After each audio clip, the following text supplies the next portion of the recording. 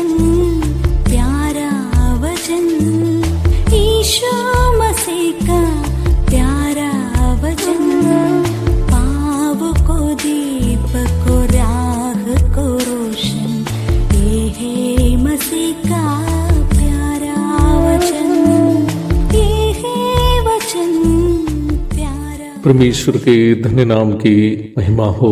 प्रभात मनन के 17,925 में आप सभी का बहुत ही विनम्रता के साथ स्वागत करता हूँ। आज के मनन के लिए हम पढ़ते हैं इब्रानी अध्याय 8 पद 6 और 7। पर उन याचकों से बढ़कर सेवा यीशु को मिली, क्योंकि वह और भी उत्तम वाचा का मध्यस्थ ठहरा, जो और उत्तम प्रतिज्ञाओं के सहारे बांधी गई है। क्योंकि यदि वह पहली वाचा निर्दोष होती तो दूसरी के लिए अवसर न ढूंढा जाता।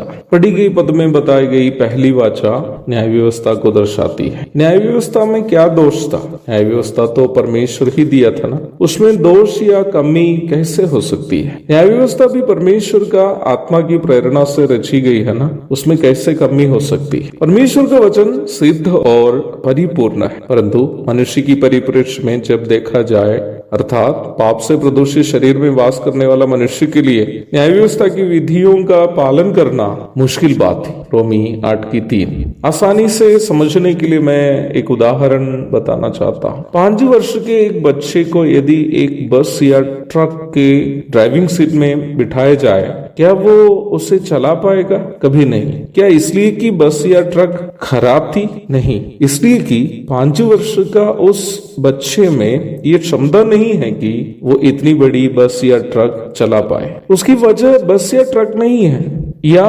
बस या ट्रक की खराबी नहीं है, बल्कि बच्चे के शरीर की कमजोरी है। न्याय व्यवस्था के सामने मनुष्य की हालात वास्तव में यही है। व्यवस्था अच्छी है, परंतु जिन मनुष्यों को इसे दी गई थी वे इसका पालन करने में असमर्थ है। यद्यपि न्याय व्यवस्था ये कहती हो कि मनुष्य पापी है, पर ये नहीं कहती कि पाप से मनुष्य छुटकारा कैसे पा सकती है। रोमी 3:20, गलाती 2:16, प्रेरितों के काम 13:39, रोमी 3:28, 5:13। न्याय व्यवस्था में यद्यपि ये कहा हो कि व्यवस्था में दिया गया काम करो, पर यह नहीं कहती है कि कैसे काम करें। न्याय व्यवस्था का दोष भी यही था। इसलिए ही न्याय व्यवस्था में दी गई विधियां उन विधियों को करने वालों को भी पाप से पूर्ण मुक्ति कभी प्रदान नहीं कर पाती थी। न्याय व्यवस्था के याचकों की भी स्थिति भिन्न नहीं थी। व्यवस्था में दी गई कर्मों और अनुष्ठानों को करने से किसी को भी हमेशा के लिए पाप क्षमा नहीं मिलने के कारण व्यवस्था के अधीन सेवा करने वाले याजकों के याजक पद भी कमी का याजक पद था। इब्रानी 7:11। न्याय व्यवस्था इसलिए भी कमी की थी क्योंकि व्यवस्था कभी जीवन प्रदान करने वाली नहीं थी। गलाती 3:21।